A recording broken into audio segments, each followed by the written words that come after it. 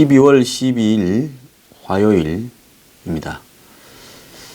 이 38년 전에 이날에 12.12 쿠데타가 일어났습니다.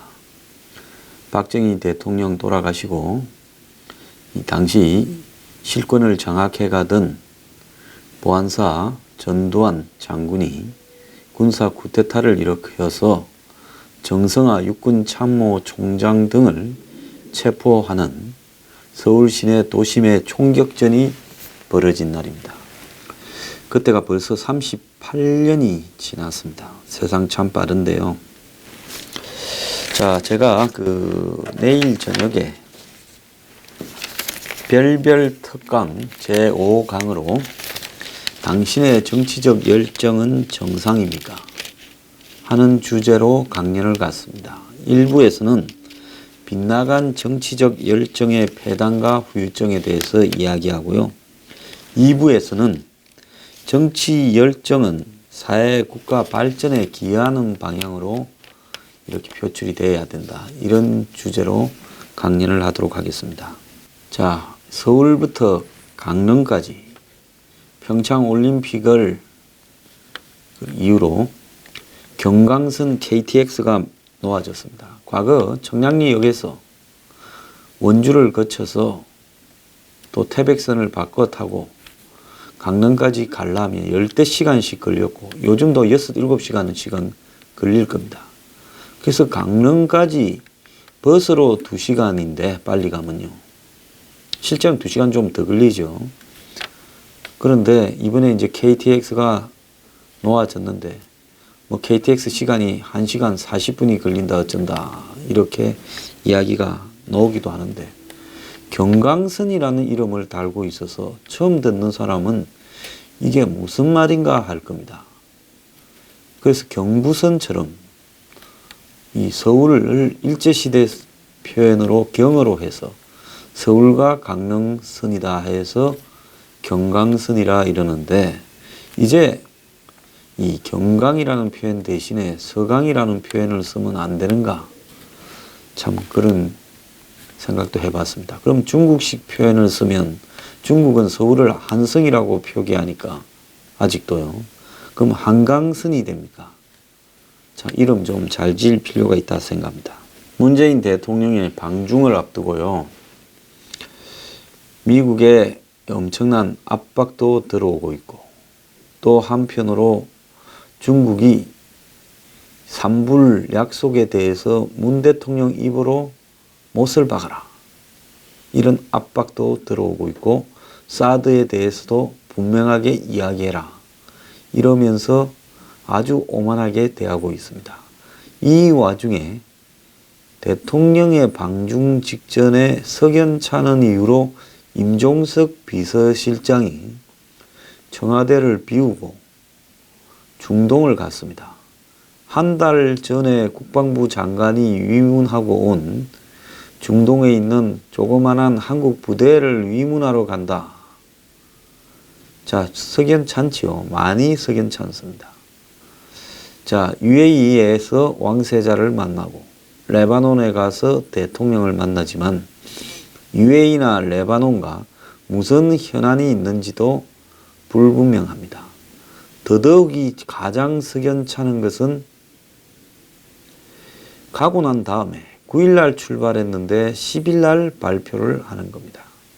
그래서 많은 사람들은 대북 접촉을 하고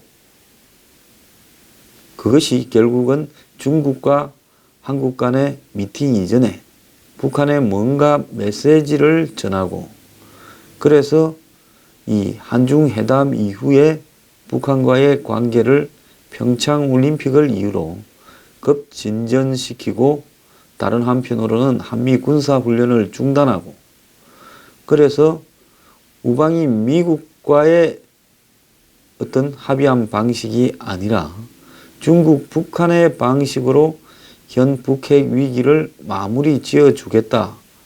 이런 뉘앙스의 접촉을 하는 게 아닌가 많은 사람들이 우려하면서 의심스러운 시선으로 지켜보고 있습니다. 자, 그런 상황에서 어제 TV조선에 놀라운 보도가 터졌습니다. 이 보도가 사실이라면 국민의 이익을 훼손하는 방향으로 엄밀한 대북 접촉을 한 경위에 대해서 이 정권이 국민 앞에 밝히지 못한다면 탄핵의 사유도 될 수 있다고 보고 있습니다.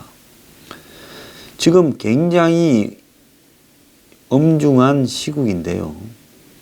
여기에서 한국이 북한을 몰래 만나서 북핵과 미사일 부분에 대해서 해결해가는 해법에 대해서 우방과 외관상으로는 제재 압박을 하고 한편으로는 대화 노력을 해보겠다고 하면서 물밑으로 돈이 거론되는 접촉을 했다라는 것은 이것은 북핵과 미사일 위기에서 북한으로 하여금 중대한 오판을 하게 만들면서 한마디로 북한이 핵과 미사일을 가지고 버티니까 이봐라 생기는 게 있고 결국 우리 페이스대로 흘러가는 거 아니냐라는 착시 현상을 북한에 줄 수 있습니다. 자, 그 내용을 좀 보겠습니다. 문재인 정부가 최근 대북 라인을 가동해서 북한과 접촉한 것으로 알려졌는데요. 비선 라인을 통해서 북측 고위급 인사에게 핵개발 중단입니다.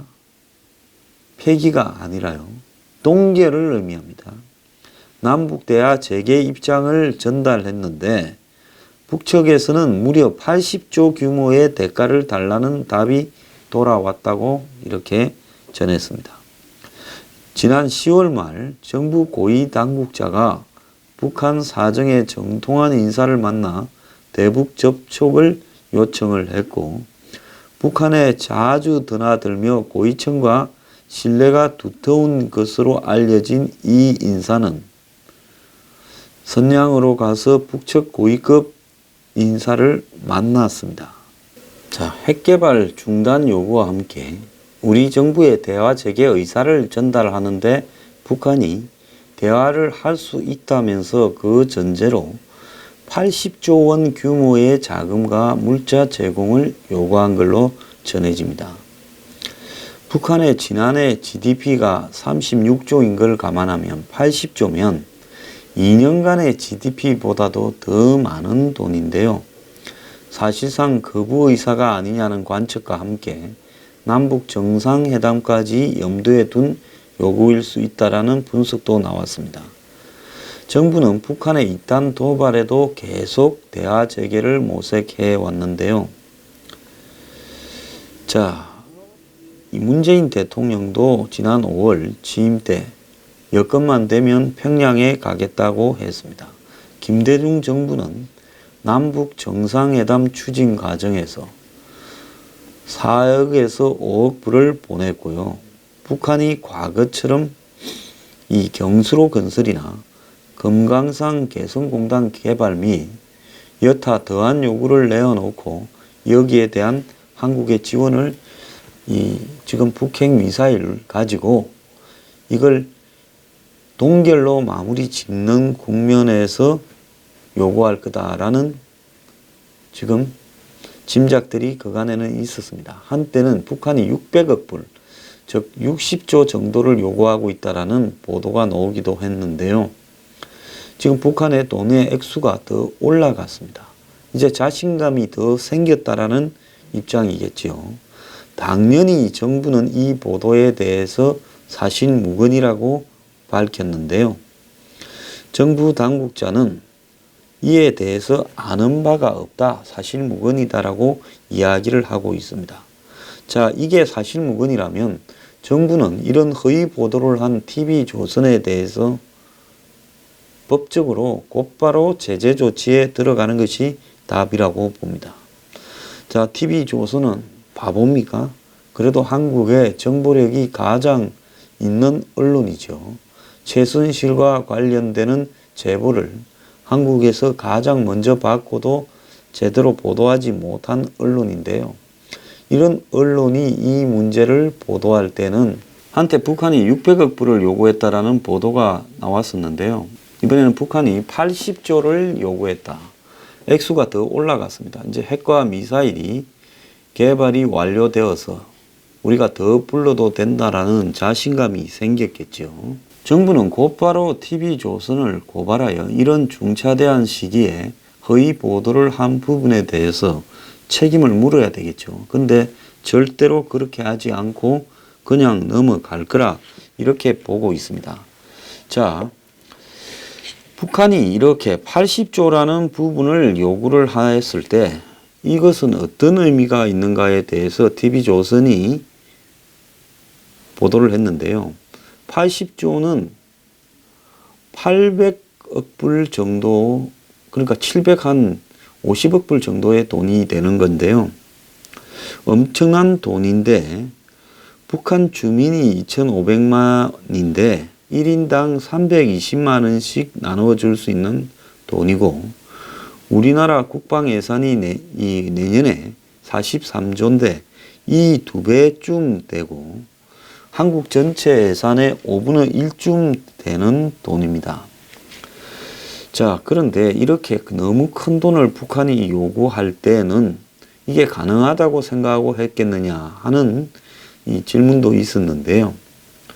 자, 북한에 대해서 올해 정부가 800만 불의 인도적 지원을 하겠다 어쩐다 하는데 미국의 눈치를 본다고 그런 것도 있지만은 북한이 푼돈을 받지 않겠다 하는 입장을 보인 거로 보입니다. 800만 불이라면 90억 정도 되는 돈인데요. 이 90억 정도 되는 돈을 가지고 북한이 그런 돈을 우리한테 주려면 우리는 안 받겠다 이런 이야기겠죠. 그래서 이 800만 달러의 만배가 결국은 80조입니다.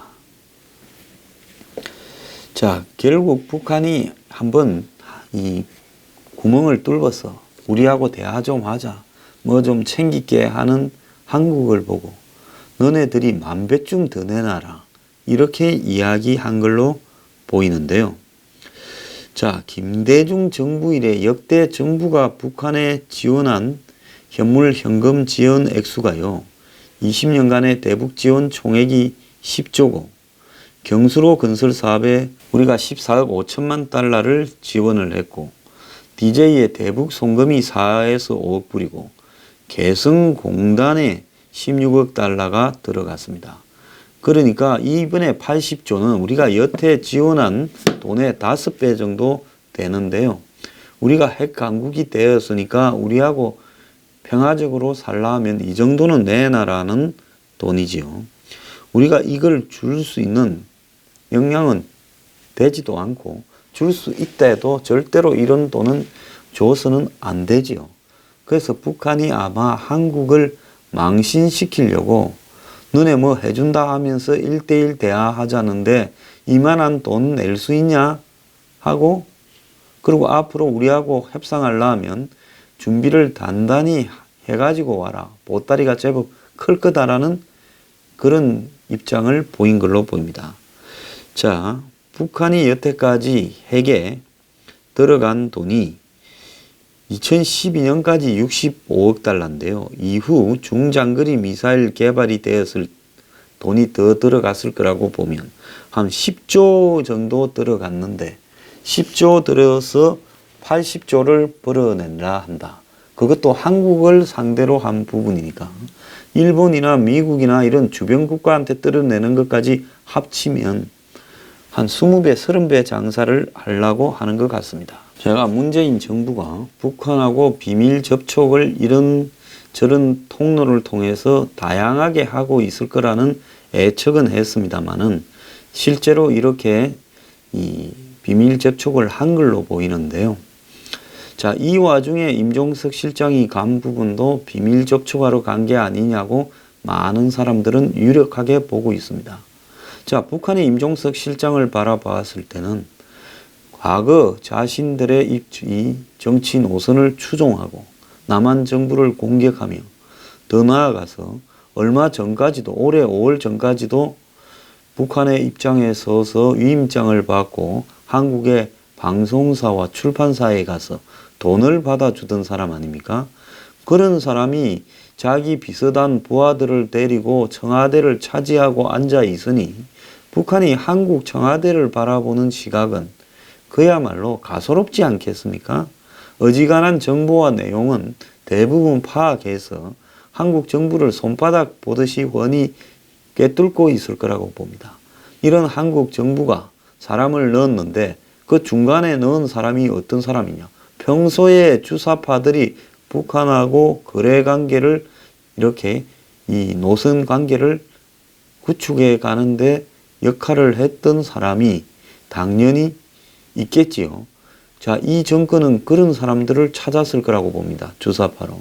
그래서 그 사람이 지금 북한에 가서 한번 두들겨 봤겠지요. 그러니까 북한이 준비를 좀 많이 해라고 했는데요. 이런 꼴을 당했으면 이제 운전석 앉기도 싫다. 다 포기했다. 너네 마음대로 해라. 우리는 제재와 압박으로 가는 수밖에 없겠다. 너는 말로 되는 정권이 아니다라고 하면서 정신을 차려야 될 건데 이 정권은 정신을 못 차리고 저런 짓거리를 하고 있습니다. 앞으로도 또 물밑에서 숱하게 구멍을 파고 있을 겁니다. 이 시간에도 구멍을 파고 있는지도 모릅니다. 죽어야 정신 차릴 겁니다.